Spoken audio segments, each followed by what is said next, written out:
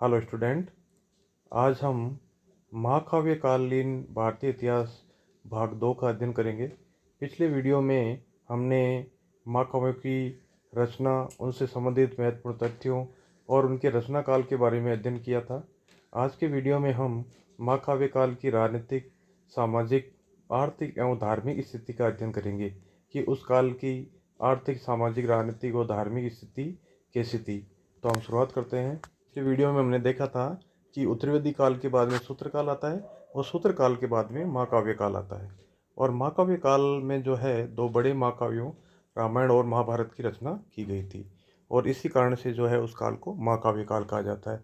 और ये जो काल है उत्तरवेदी काल के बाद में सूत्रकाल आता है, सूत्रकाल के बाद में महाकाव्य काल आता है। ठीक है। अब इस काल में जो महाकाव्य रचे गए थे रामायण और महाभारत, हालांकि उनके रचना काल में थोड़ा बहुत अंतर हो सकता है, लेकिन फिर भी जो है उनमें जो अवस्थाएं वर्णित की गई है, साथ ही जो इसमें विचारधारा ये है वो लगभग समान है। इसी के आधार पर हम इन दोनों की सभ्यता और संस्कृति का सम्मिलित विवेचन करेंगे। ठीक है। सबसे पहले हम बात करते हैं राजनीतिक दशा की कि उस काल में राजनीतिक दशा कैसी थी। तो हम देखते हैं कि महाकाव्य काल तक आते आते जो आर्यों का प्रसार है वह पूर्व की तरफ हो जाता है, पूरी भारत की तरफ हो जाता है। वैदिक काल में जो है आर्य उत्तर पश्चिम भारत में आके बसे थे, उसके बाद में मध्य भारत में उनका प्रसार हुआ और उसके बाद में महाकाव्य काल तक आते आते उनका प्रसार जो है पूरी भारत तक, अंग तक हो गया। पूरी भारत में जो अंग है वहाँ तक हो गया। और इस काल में जो है बड़े बड़े राज्यों की स्थापना हुई और उन बड़े राज्यों में कुछ का नाम जो है इस प्रकार है: कुरु, पांचाल, कौशाम्बी, कौशल, कांसी, विदेह, मगध और अंग इस काल के जो है बड़े राज्य थे। इस काल में जो राजा थे वो महाराजाधिराज, सम्राट या चक्रवर्ती की उपाधियां धारण करते थे। इस काल में जो राजा थे वो उपाधियां किस प्रकार धारण करते थे? महाराजाधिराज, सम्राट, चक्रवर्ती ऐसी बड़ी बड़ी उपाधियां धारण करते थे। साथ में जो है इस काल में जो राजा थे वो चतुरंगणी सेना रखते थे। चतुरंगणी सेना रखते थे, उसमें अश्व, गज, रथ और पैदल सैनिक होते थे। इसके साथ ही वो दिग्विजय की नीति का पालन करते थे। चारों दिशाओं में जो है विजय प्राप्त करने का प्रयास करते थे और विजय प्राप्त करने के बाद में वो राजसूय और अश्वमेध यज्ञ आदि का आयोजन करते थे। हम देखते हैं कि रामायण और महाभारत में उल्लेख आता है। रामायण में उल्लेख आता है कि श्री राम ने जो है अश्वमेध यज्ञ किया था और साथ में महाभारत में उल्लेख आता है कि युधिष्ठिर ने भी जो है अश्वमेध यज्ञ किया था। ठीक है। इस काल में जनरली जो राजपद था वो वंशानुगत था, मतलब पिता के बाद में पुत्र शासक बनता था। लेकिन अगर ज्येष्ठ पुत्र में किसी प्रकार का शारीरिक दोष है तो उसे राजपद प्राप्त नहीं होता था। और इसको हम दो उदाहरणों दे सकते हैं। महाभारत में धृतराष्ट्र का उल्लेख आता है। साथ में जो है वो अंधे थे इसलिए राजा नहीं बन पाए और देवापरी जो कोडी थे वो राजा नहीं बन पाए। इस काल में राजा जो थे वो धर्मानुकूल शासन करते थे, धर्मानुकूल शासन करते थे, निरंकुश नहीं होते थे। और जब उनका राज्याभिषेक होता था तो उन्हें प्रजा पालन की शपथ लेनी होती थी, प्रजा पालन की शपथ लेनी होती थी। मतलब राजा जो है बड़े राजा होते थे, बड़ी बड़ी उपाधियां धारण करते थे, लेकिन फिर भी जो है वो धर्मानुकूल शासन करते थे और निरंकुश नहीं होते थे। महाभारत में स्पष्ट अन्यायी और दुराचारी शासकों की वध करने की अनुमति प्रदान की गई है। महाभारत में बताया गया है कि अगर शासक अन्यायी और दुराचारी हो जाता है तो उसका वध किया जा सकता है। और ऐसे शासकों का उल्लेख मिलता है जिनका जो है जनता द्वारा जो है वध कर दिया गया, जैसे वेण है, नहुस है, निमि है और सुदास है। राजा जो है मंत्रिपरिषद की सलाह से कार्य करता था, मंत्रिपरिषद की सलाह से कार्य करता था। रामायण में मंत्रियों के अतिरिक्त विद्वान व्यक्तियों तथा प्रमुख सैनिक पदाधिकारियों का उल्लेख है जो शासन में राजा को परामर्श देते थे। मतलब राजा निरंकुश नहीं होता था, वो जो अपने निर्णयों में मंत्रिपरिषद की विद्वान व्यक्तियों की, प्रमुख सैनिक पदाधिकारियों की जो है राय लेता था। राम के उत्तराधिकारी निर्वाचित होने के समय प्रमुख पुरुषों की एक सभा हुई थी। रामायण में उल्लेख आता है कि राम का जब राज्याभिषेक हुआ था तो उस समय राज्य के जो प्रमुख पुरुष थे, प्रमुख व्यक्ति थे, उनकी एक सभा हुई थी। अयोध्या कांड में प्रशासन के 18 विभागों का उल्लेख मिलता है कि प्रशासन में 18 विभाग थे। मतलब जो है शक्तियों का बंटवारा था। राजा ही सारी शक्तियों का उपयोग नहीं करता था, बल्कि जो शासन कार्य है वो विभिन्न विभागों में बांटा हुआ था। और ये जो अयोध्या कांड में हमें उल्लेख मिलता है कि प्रशासन जो है 18 विभागों में बटा हुआ था। और इनमें जो कुछ प्रशासनिक अधिकारी थे, उनमें मंत्री जो मुख्य सलाहकार होता था, पुरोहित, युवराज, चौपति, मुख्य सेनापति को चौपति कहा जाता था, द्वारपाल, अंतर्वैश्विक अंतपुर का निरीक्षण करने वाला, कारागार अधिकारी, दैर्घ्य संचयकर्त, राजभवन का मुख्य परिचारक जो होता था, विनियोजक, मुख्य कार्याधिकारी, प्रदेष्टा, मुख्य न्यायाधीश, नगराध्यक्ष, कार्य निर्माणकृत, मुख्य अभियंता, धर्माध्यक्ष, सभा अध्यक्ष, दंडपाल, दुर्गपाल, राष्ट्रपालक, सीमा रक्षक और अटवीपाल, अरण्य रक्षक। तो इनका जो उल्लेख है वो रामायण में आता है। महाभारत में भी जो है मंत्रियों का उल्लेख मिलता है, और महाभारत में जो है मंत्रियों की संख्या 36 बताई गई है। एक स्थान पर जो बताया गया है महाभारत में कि जिस प्रकार पशु मेघ पर, स्त्री अपने पति पर और ब्राह्मण वेद पर निर्भर करते हैं, उसी प्रकार राजा जो है अपने मंत्रियों पर निर्भर करता है। तो इस प्रकार जो है उस काल में मंत्री परिषद की बहुत ही इम्पोर्टेंस थी। उस काल में राजतंत्र का बोलबाला था। ज़्यादातर जो है शासन प्रणाली जो प्रचलित थी वो राजतंत्र थी, लेकिन साथ में कुछ गणतंत्रों का भी उल्लेख मिलता है। और इन 5 गणतंत्रों का जो उल्लेख मिलता है उनमें देखो नाम है अंधक, रक्षणी, यादव, कुकुर और भोज। मुख्य रूप से तो राजतंत्रात्मक शासन प्रणाली प्रचलित थी, लेकिन फिर भी जो है महाभारत में 5 गणतंत्रात्मक राज्यों का उल्लेख मिलता है, और इन पांचों का एक संघ बना हुआ था, और इस संघ के अध्यक्ष थे वो कृष्ण थे। इस संघ के अध्यक्ष कौन थे? वो कृष्ण थे। और इनमें प्रत्येक गण को जो है स्वायत्त शासन प्राप्त था। ठीक है, तो राजतंत्र के साथ साथ गणतंत्रात्मक शासन प्रणाली भी उसमें प्रचलित थी। अब बात करते हैं हम सामाजिक दशा की, कि उस काल में सामाजिक दशा कैसी थी। तो उस काल में भी जो है वर्णाश्रम व्यवस्था प्रचलित थी, मतलब 4 वर्ण प्रचलित थे। और ऋग्वेद के समान रामायण में भी बताया गया है कि विराट पुरुष के मुंह से ब्राह्मण, भुजाओं से क्षत्रिय, उर्व भाग से वैश्य, तब पैरों से जो है शूद्रों की उत्पत्ति हुई है, ये रामायण में बताया गया। तो इस प्रकार वहाँ उस काल में भी वर्ण आश्रम व्यवस्था प्रचलित थी। चारों वर्णों में जो है ब्राह्मण को श्रेष्ठ माना जाता था। ठीक है, इसके साथ ही जो है ब्राह्मणों में उस काल में कुछ कोटियाँ बन गई थी, उनके कार्य के आधार पर, उनके व्यवसाय के आधार पर अलग कोटियाँ बन गई थी। महाभारत में इनका उल्लेख आता है, ब्रह्म सम, देव सम, शूद्र सम, चांडाल सम, क्षत्र सम और वैश्य सम। मतलब जिस प्रकार उनकी कार्य प्रकृति होती थी उसी प्रकार उनका नामकरण कर दिया गया। सामाजिक व्यवस्था में शूद्रों का स्थान सबसे नीचे था। सामाजिक व्यवस्था में जो शूद्रों का स्थान है वो सबसे नीचे था। उन्हें न तो तपस्या का अधिकार था, न ही विद्या अध्ययन का अधिकार उन्हें दिया गया था। और उल्लेख आता है कि रामायण में शंभुक नाम का जो एक शूद्र था, उसके द्वारा अनाधिकार तप करने का प्रयास किया गया, और इसी कारण जो है वो राम के हाथों मारे जाते हैं। तो इस प्रकार शूद्रों को कुछ कम अधिकार प्राप्त थे। इसके अलावा जो एकलव्य था, जिसका महाभारत में उल्लेख आता है, जो द्रोणाचार्य से शिक्षा प्राप्त करने का प्रयास करता है, लेकिन वो जो है निम्न जाति का होने की वजह से द्रोणाचार्य द्वारा उन्हें शिक्षा देने से मना कर दिया जाता है।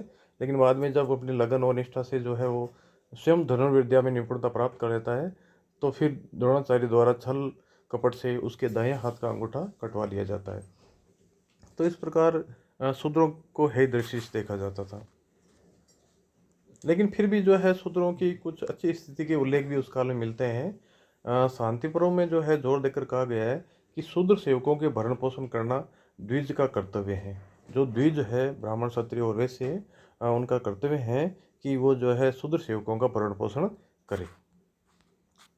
इसके साथ ही जो है ये भी उल्लेख मिलता है कि मंत्री परिषद उस काल में जो होती थी उसमें भी शूद्र प्रतिनिधि रखे जाते थे। इसके अलावा ये भी उल्लेख मिलता है कि युधिष्ठिर ने जब राजसूय यज्ञ किया था तो उसमें जो है शूद्र प्रतिनिधियों को भी इनवाइट किया गया था। तो इस प्रकार इन कुछ उल्लेखों से पता चलता है कि शूद्रों की स्थिति में कुछ सुधार हुआ होगा। ठीक है, इसके साथ ही जैसे महाभारत में विदुर, मातंग और कायव आदि व्यक्तियों के नामों का उल्लेख मिलता है, जो निम्न कुल में जन्म लेने के बावजूद भी जो है समाज में प्रतिष्ठित हुए। ठीक है, तो उस काल में भी जो है कोई निम्न वर्ण का व्यक्ति अगर योग्य होता था तो वो समाज में सम्मान प्राप्त कर सकता था। वर्ण क्रम से कठोर होकर जातियों को रूप लेने लगे। देखो पहले 4 ही वर्ण थे, लेकिन बाद में जो है विभिन्न जातियाँ पैदा होने लग गई। परंपरागत 4 वर्णों के अतिरिक्त समाज में अनेक जातियाँ उत्पन्न हो गई थी।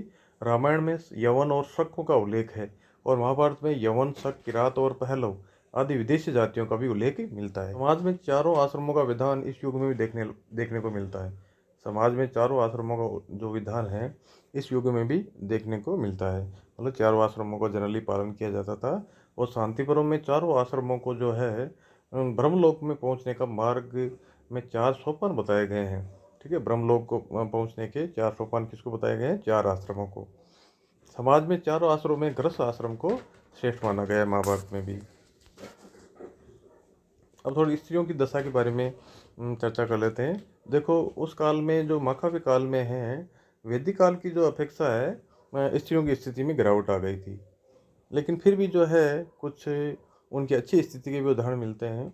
जैसे उस काल में बाल विवाह नहीं होते थे।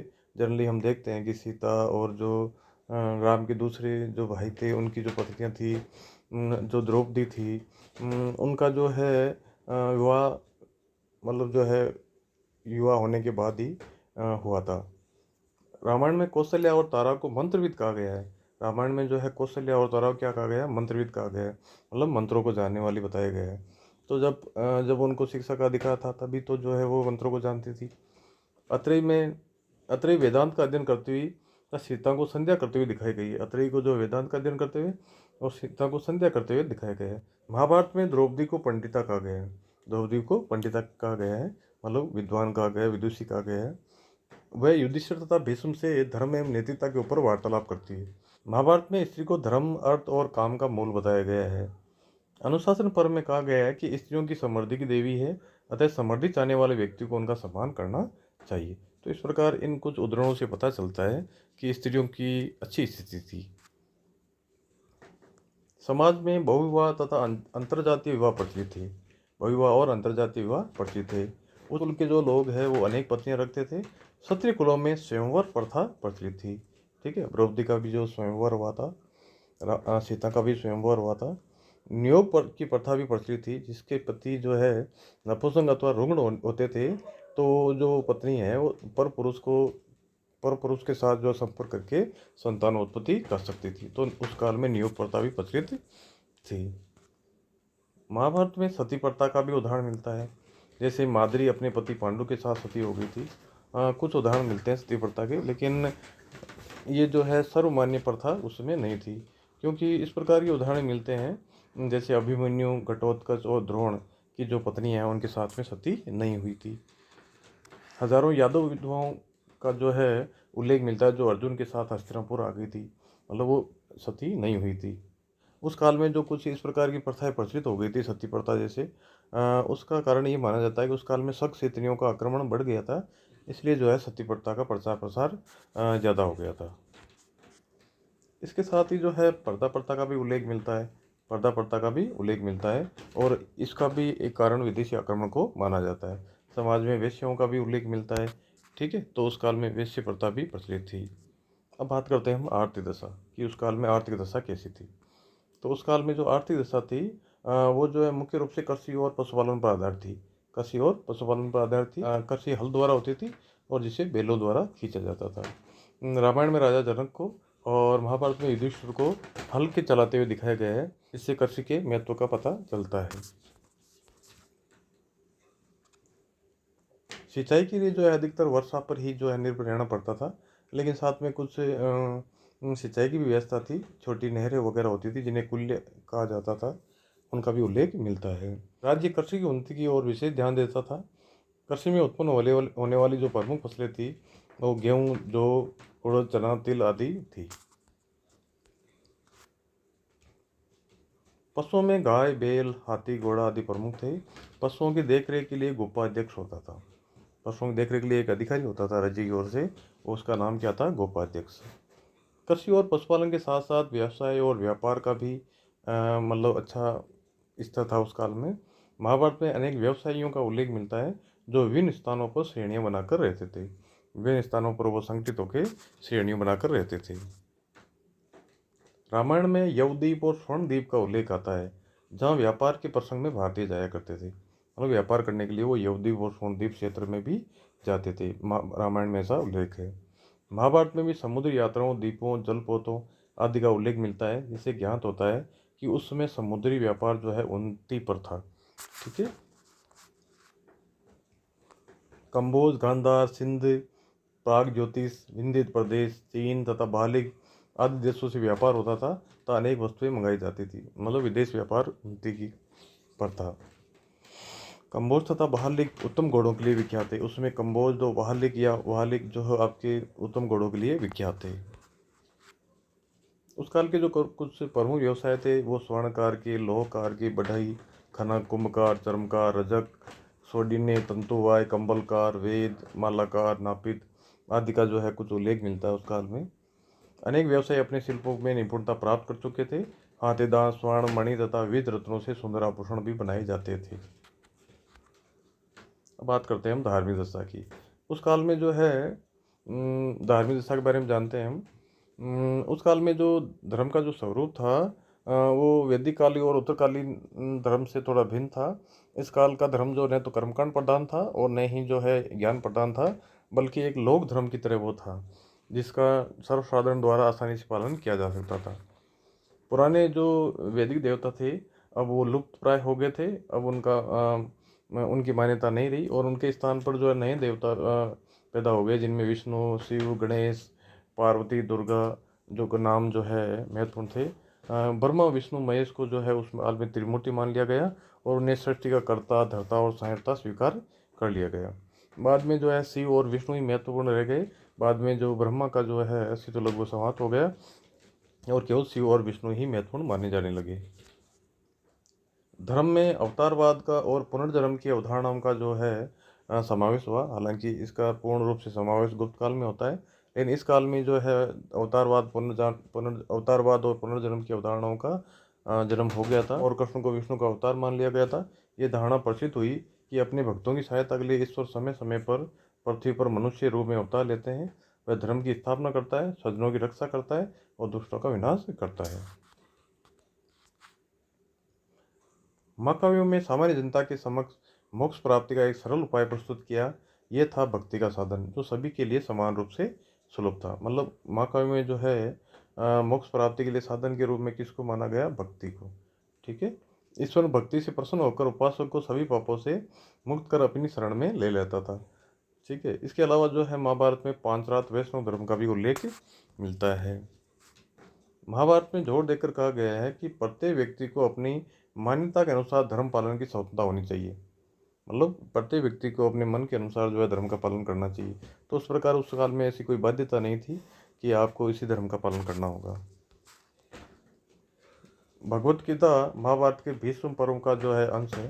देखो हमने पिछले अध्याय में पढ़ा था कि महाभारत के में 18 अध्याय थे, उनमें भीष्म पर्व जो है महत्वपूर्ण अध्याय था। भगवत गीता जो है भीष्म पर्व का अंश है और भगवत गीता में कर्म, भक्ति और ज्ञान इन तीनों मार्गों का सुंदर समन्वय दिखाया गया है। कर्म, भक्ति और ज्ञान तीनों मार्गों का जो है सुंदर समन्वय बताया गया है और उनमें बताया गया है कि आप कोई भी मार्ग का अनुसरण करके मोक्ष की प्राप्ति कर सकते हैं।